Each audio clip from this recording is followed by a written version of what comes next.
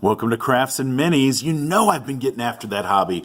Well, actually you don't until I post one of these videos, but I just wanted proof this week that I got back to painting.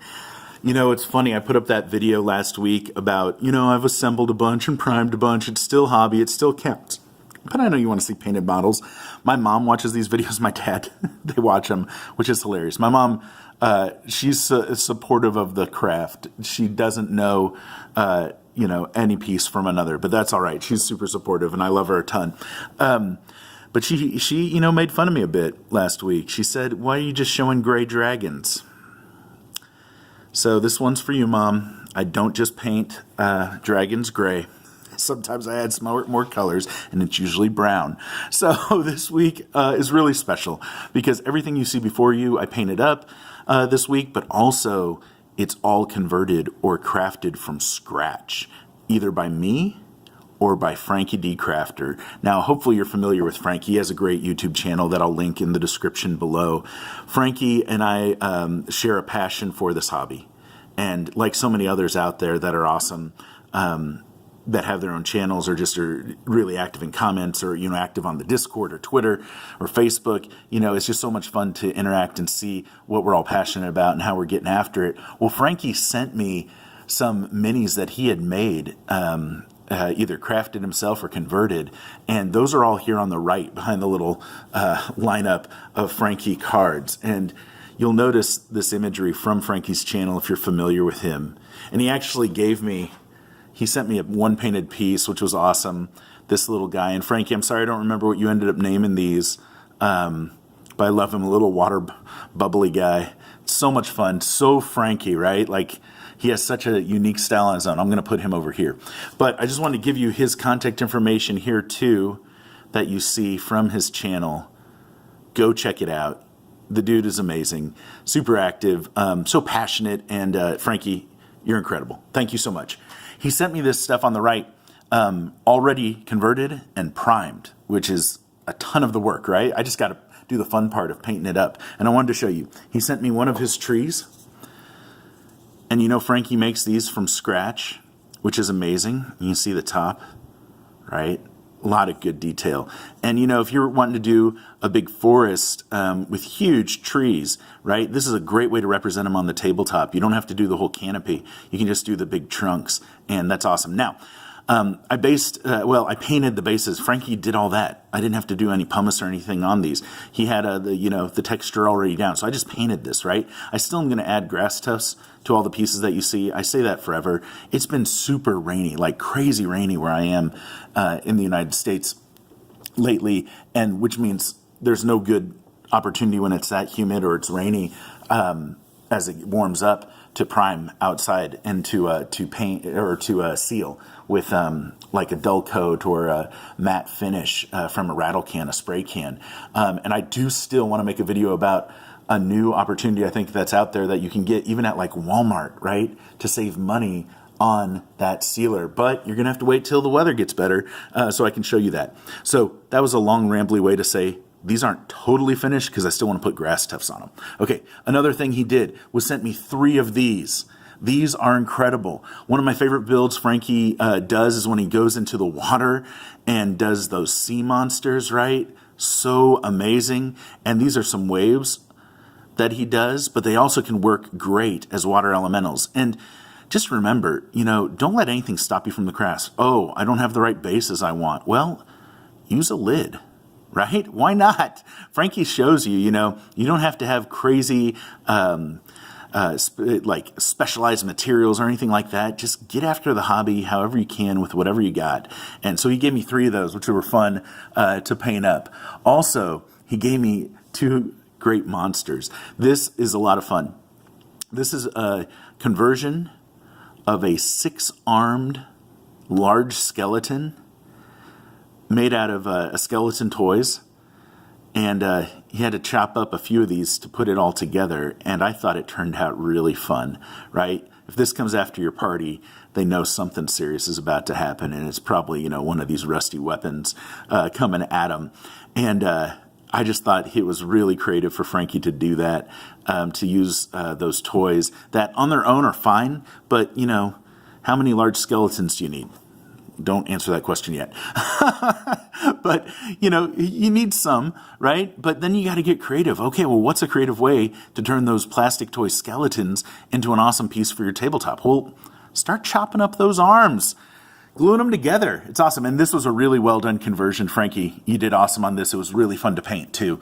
And so that was great. I saved my favorite for last. Okay, you know Franky's style if you watch his channel. And this is one of his like tree creatures that the roots go crazy and all of that. And I gave him red eyes and a red mouth, right? And I just thought he was really fun. And what's so cool about him is he's a 3-part creature. And Franky, you'll correct me if I'm wrong on this, but these are the little tips of the roots that come out and attack from the ground. So, you know, your party's walking around and maybe they don't even notice one of these among the trees. And all of a sudden, boom, the roots start popping up and attacking them because they're going maybe where they're not supposed to. Those pesky adventurers always trespassing, never getting permission or ringing doorbells or anything good like that.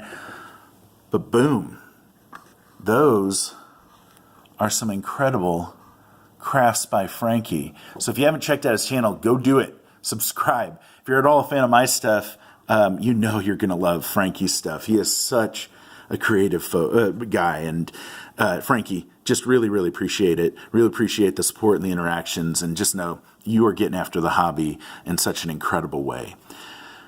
This week, I also was able to work on some of the stuff that I converted up.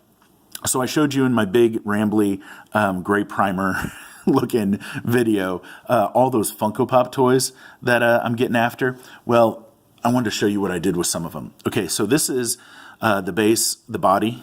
I added a different head, is a Funko Pop toy from the Star Wars line for Snoke. And I just love this little raised hand, but of course, if it works, they're going to use that type of element again, which they do on other toys. But so this body I really liked. He had a gold bathrobe, which I wasn't necessarily a fan of, just for this model. But I took off the big Funko Pop head, and I put on a head actually from another Funko toy, just not a Funko Pop, from a mystery box. And I think it's a mutant from like one of their Fallout lines. I think that's right. And basically, I used this... it's like this modeling paste. It's like a thicker matte medium. Scotty uses it over on the DM's Craft. And I put that on his eye sockets because for this type of toy, they just paint on the eyes. So, you know, it's going to be smooth. So I put it on the eye sockets like, you know, his eyes just have scars there or never fully formed in. And he doesn't have a mouth. So he's going to attack you or, you know, get after you with just telekinesis somehow, which is fun. And he turned out okay. Super quick paint job, which was a lot of fun. And, you know, in one of my previous videos, I got some constructive criticism that everything is brown that I paint. And that is because I cheat and use a sepia wash on way too many things. Well, I just wanted to show you, besides his little bit of base here, he's not brown. He's not my best painted model, but he's not totally brown. Okay, no, that was fun. Next, here are my favorites that I was able to do this week. I converted up from a Funko Pop toy these skeletons. So these came from a Durgar model from Elder Scrolls that had this type of head, right? So if you look up Elder Scrolls Durgar, that's like DR Wargar for Funko Pop, you'll see this. And what you're going to have to look at, because these Funko Pops, you know, there are tons of them out there. You can find them secondhand. You can find them at garage sales, all sorts of stuff, right? And you know places are discounting them at different points when they get in new lines because, you know, that happens, which that's our win. But I don't want you just to look at the head and think, oh, can I make a cool large creature, crazy large creature out of that? Yeah, you could. And now I have 6 of these heads that I got to figure out something to do with, which I'll try. But the bodies, man, those bodies are incredible. Now I put these on 2-inch fender washers and based them up. I still got to put, you know, my tufts on there. But these bodies are an incredible base. And you see, you know, I used the same body for all these guys, but I used Halloween bracelet skulls, like skulls from a Halloween bracelet, these plastic skulls, and put those on. And then I wrapped them in aluminum foil and then textured and molded with hot glue.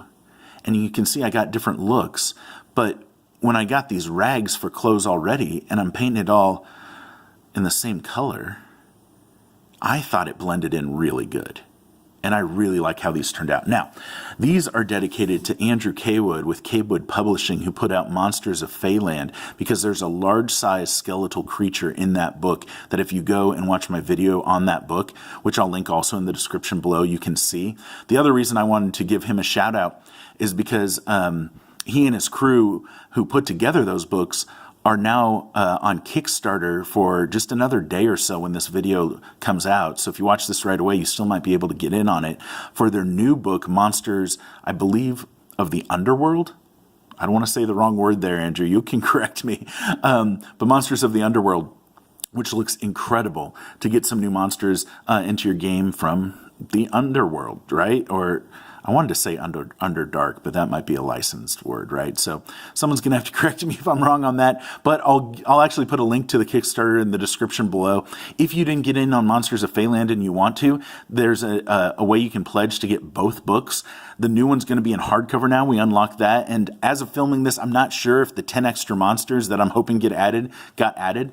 But it looks just like a really fun book. So that inspired me to look for ways to get large-sized skeletal creatures in my game, and these large-sized undead fit the bill.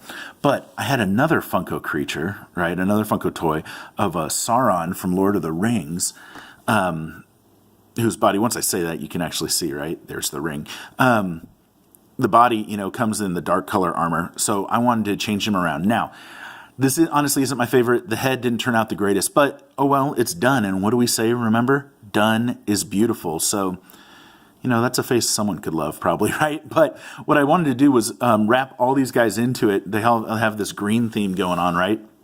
Like these huge undead Robin Hood looking guys. And so I wanted to wrap green into his outfit as well. So I gave him a little bit different color head dressing that goes into his cape.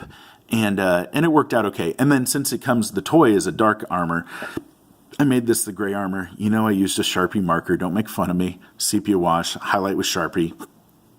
There you go. You got a big skeletal monster to lead your band of giant skeletons. And who doesn't need that? I'm pumped up this week, right? This to me wasn't like a crazy, crazy productive week, but it got me back in the hobby. Not just priming and assembling, but also painting, because I know that's a huge part of our game too.